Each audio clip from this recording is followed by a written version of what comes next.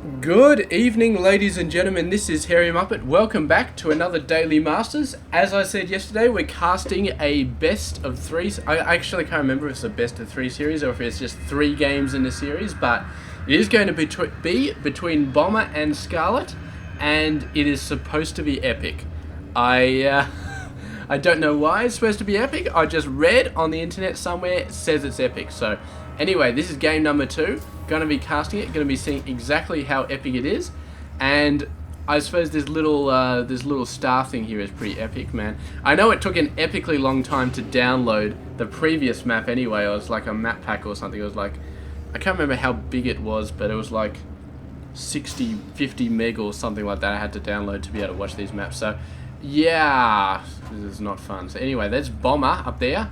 That is Scarlett. Something's beeping. I think it's my NAS. My NAS has been making all sorts of funny noises recently. Yeah, I just turned it on again because the power cord was under my desk and it was getting tangled in my feet. So I moved it around the back of the computer and had to restart it. So it takes ages to restart, but it is up now. So that is all that's important, I guess. And here we go, Scarlett once again going for the hatch before pool build. So she's not getting put off by Bomber doing that crazy early Reaper push that he did last time with a proxy barracks.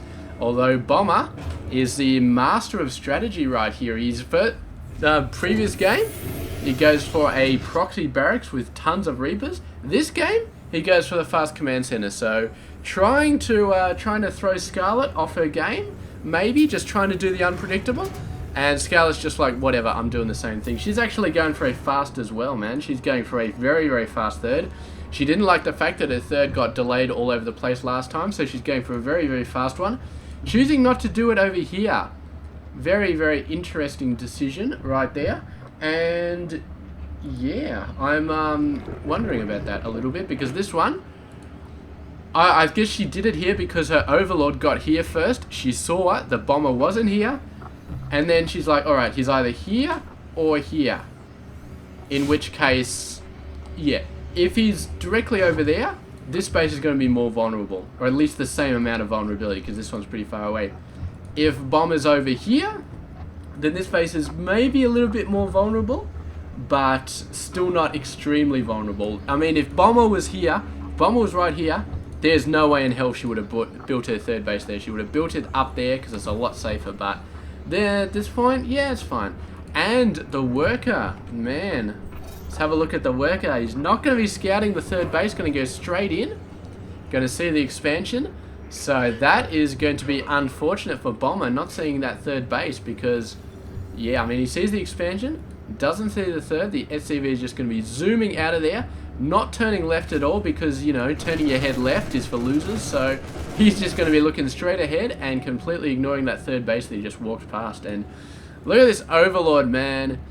He's just like laughing his ass off as blood is coming out from like 100 wounds, man. He's laughing his way to the grave. That is what he's doing. He's laughing his way to the grave. So beautiful, beautiful. And here we go. A couple of these guys coming in. We got a supply depot bunker. So a nice wall starting to come up here. And the Lings are like, oh crap. Not good, but they're going to do a bit of harassment. Oh, managing to kill the SCV there. That was awesome, man. That was really, really awesome. Just a nice little snipe of the SCV. I doubt Bomber's going to let that happen again, though, because, yeah, the Marines are nice and close, and they're just going to start shredding them. But the Overlord coming in, taunting them, trying to get those Marines to jump up to the top, but Bomber is not having any of it.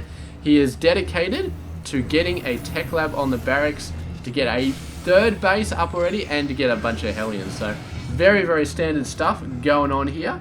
He's got his nice wall in, he's got his double bases. Scarlett, meanwhile, has triple bases, and this is where she wants to be.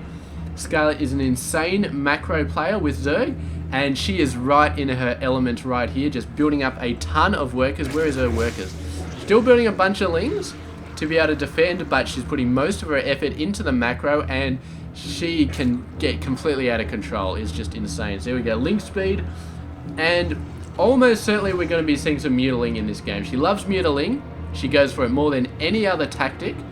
And the fact that she's got Link speed is a great indicator that she is going to be using Lings for the rest of the game. Which means most likely mutiling, because And right now you could be getting a Roach Warren if you wanted to go Roach Hydra. So the fact she's going Ling speed probably means Mutiling. And the fact that these 4 Hellions are going to come in does mean a bit of pain. But we do have the double Evo Chamber. We do have the Queens trying to block this. Not quite doing it. The Ling's managing to block off the rest. And the Queens are going to be going nuts. But the Worker's so exposed here. And Bomber just going straight for that base after the second base sort of went down. The Queen's trying to chase these guys around, but they're just too damn fast. And they're just going to be resting here off the creep. But the creep is going to continue to chase them across the map. We have a look at units lost. 3 drones. So Scarlett doing a pretty good job of not losing her drones. Although another 2 just got lost there. But then again, all the Hellions go down. So it's a total of 6 lost versus 1, which I think the drones actually killed. If we really, really wanted to, we could probably find the drones, oh sorry, the Lings that killed the Workers doing this, but I don't think we're going to. And Scarlett's still 20 Workers ahead. Even after that very nice Hellion attack from Bomber, we still got 20 ahead. Or 17 ahead now. She's obviously building some stuff. But yeah, a couple of Spore Crawlers, Baneling Nest, we got a Lair coming up, we got a ton of Workers, double gas on the 3rd base. We are going to be seeing Mutas in all their glory. And this map doesn't actually show the Worker placement on the thing. I keep expecting to see a 3-3 here. It's not there. We do have these funny little icons, so this is kind of like, I can't remember the game something, like there was a game front or a game blast or game something or other replay interface that was a bit annoying, but it had those things over it. It's sort of like that, but kind of different. So anyway, whatever. There was a Ling, and that Ling just died. Here we go, Spire coming up, 10 more Workers coming up. Scarlett is not quitting here, but we have seen last game, the Bomber can go insanely macro heavy when he wants to. So look at these guys, man, that is nuts. For the 10-minute mark, that is completely insane. Scarlett at 83. And she's still building Workers, man. She's going to go up to 91. She's potentially going to build too many Workers. But if she puts the macro out nice and early, nice and heavy, then she can max out a lot quicker than Bomber, and it won't matter that her army capacity isn't actually as large, because you'll just have more anyway. But if she gives Bomber enough time to max out, then that sheer amount of Workers is going to start working against her, because she won't physically be able to build as big an army. And here we go, the unit's starting to move out. Bunch of Widow Mines, 6 in total. And we do not have any Overseers. No, we do have any Overseers. I hate this display. No, there's 2 there. I am just blind. That just sucks. Baneling Speed, not quite here. She's waiting for it. It's on the very, very verge of completion, but the Marines are on the verge of wiping out their 3rd base. So there we go, Baneling Speed right there. And suddenly the forces come rushing in, and the Marines, oh, half of them explode, half of them get loaded into the medevacs. Beautiful play there. Where is the Overseer? There they are coming in. And no forces left to take out the Widow Mines, though. The Marines have managed to survive. Couple of Queens even going for it. And the Queens are healing, the Marines are healing. Ling reinforcements coming out. Oh, a bunch of Widow Mines getting taken out before they get the bombs off. Nice, but we have seen Bomber's insane macro when it comes to building Marines. There's nobody better than him. And he's only building 8 at a time, not quite as much as last game when he was building 16 at a time, but you know, give him a little bit of time. He's got 2 more reactors coming on, so that'll be quite insane. Look at this Scarlett, man, 4th base already. Choosing not to go for the natural 4th right next to a main, but getting out of there anyway. All of the drones getting around while the Widow Mine was trying to pick a good spot to burrow. Again, the main forces coming in. The Muta's doing a fantastic job at taking out the medevacs. They're a little bit exposed. So they did go down, and Overseer goes down, but Bomber has very, very effectively taken out that 4th base, taking almost no losses in doing it, although he did take a ton of losses trying to take the 3rd base. Look at this, Red Bull Battlegrounds. That does not look natural at all, just splattered on that creep, man. Is a total eyesore, and I would not be surprised to... oh, look at this. There we go. That's a lot more natural. The Bailey's getting right in there. Bomber, he was stimming and running, but he wasn't shooting and stimming and running. So his Marines kind of jigging and jagging all over the place, decided not to shoot the Banelings, and the Banelings got right inside and just boom, insane. Scarlett going for this base, and she's going for this base, so she's going to have a 4th and a 5th coming up. Her income is at 90. Please tell me she's not building anymore. She's not. So she's going to have a very, very decent, well, she doesn't have a huge army increase. A Bomber, there we go, 14 Workers being built. And Scarlett, man, she's going to have to trade out a lot more with Bomber because of that incredible worker amount. She's just not going to be able to max out quite as easily. Here we go, a ton of mutas over there. Ton of Lings over there. The Lings actually going in. Nobody's in the bunker. The Lings are going nuts. And the main army, meanwhile, over here, taken out by a lot of Banelings. But Scarlett is going to need more Banelings than that. And most of her Lings are actually inside Bomber's base. And they're not really going to be able to help her out here. And, oh, the Banelings, she's got to get some great hits if she wants to be able to wipe out these forces. The Muta's even going in, trying to hit the Marines. It's a terrible decision. But her back is up against the wall. And the third base is going to go down there. Not losing too many drones, but the Lings constantly trying to stave off stuff here. And meanwhile, Bomber has managed to survive right there. But how many workers did he lose? Not a lot, actually. He lost 12 workers, so he's down to 48. But I think those are the first workers he lost this entire game. So quite a bad thing to lose that many workers. But meanwhile, Scarlett doing some crazy stuff here. She's actually got another third over here.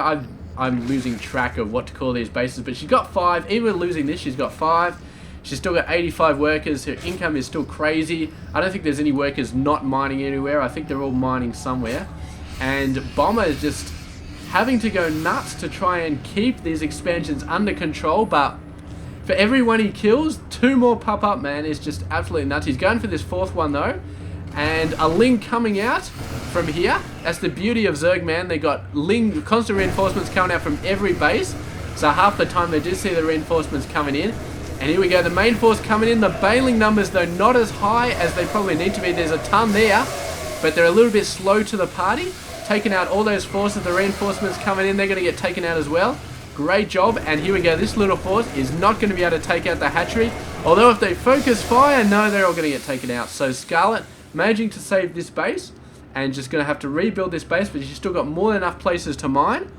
And 80 over 48, she's starting to lose some workers, or maybe she's just using them up, building stuff and not really replacing them. But a gas income starting to look a bit dodgy. She really needs to get that gas income back online. I mean, 600 is, you'd think 600 is good, but not when you're doing for that many mutas, man. She really wants more than that. Oh, the Widow Mines. Oh, sneaks in. Takes out one with the Overseer, does not quite get enough. She could have taken out the other one, but the Marines were too close and she had to get out of there. So here we go, the Lings coming in. Bunch of Changelings as well, being morphed into the Marines. And all over the place she is attacking. A lot of Ling attacks anyway. She's trying to get the Banelings out as fast as she can, but her priority is obviously to get the Mutas out as fast as possible. And Banelings are kind of taking a back seat, which means a lot of her offensive capability is just Zerglings, not even Banelings, but they're doing a great job here, and she's got just enough Banelings to keep the Marines under control, and now she's moving in here, doing a lot of damage, killing a fair amount of workers there, I feel like. A lot of them got away. Here's another bunch of Marines coming in. Bomber doing a great job keeping the expansions under control, although they're not really under control, they're not out of control anymore. For every 2 that Scarlett builds, Bomber takes 1 out. So Scarlett's currently at 5 bases. So this is okay. And this base is actually, this is Bomber's 3rd base. So he's being severely out macroed right now. Scarlett, even losing constant workers, is going nuts. But her gas income is really, she's just spending it too fast, man. Look at that, 700, and she's just continuously spending it. Too many Banelings, too many Mutas. I don't know if she should keep spending that much on the Mutas, man, because they're not that effective versus the army, and she desperately needs Banelings. So if she starts building Mutas off this, I'm going to be very, very disappointed. There we go. A bunch of Banelings coming out instead. Great job. And Scarlett definitely putting the resources where she needs to. These Marines going to get taken out. Oh, but they just get the hatchery go down. So that's beautiful, beautiful work. And now they're going for the 3rd base as well. Oh, that Queen going down. Can Scarlett save this? She does have a bunch of Lings. She has a bunch of Banelings. I think she'll be able to hold this off quite nicely. And it's just an incredible amount of forces on the map from Scarlett, man. It's just absolutely insane. Here we go. Lings going in once again. The Marines just running for it, man. But, oh, I just do not know. I do not know if it's going to happen. I mean, she's knocking back the 3rd base. And there we go. Bomber given the GG. He just obviously did not have enough to really deal with that at that point. He had 7 Marines versus 22 Mutas and a few Banelings, man. Just not enough. And yeah, Bowman is going to concede the second game. After defeating Scarlett very, very nicely in game 1, he is going to concede game 2. And it's all down to game number 3 to see which one of these titans, these macro titans, is going to take away. I assume this is a best of 3 because there's one each and there's a third game, so it's going to be a best of 3. So anyway, the next game is going to be the longest, and I think that's the game we're waiting for. I think that's the best game that's ever been cast, the best professional game, according to Day 9's words, who cast that tournament. So yes, we're going to be checking that out. Stay tuned.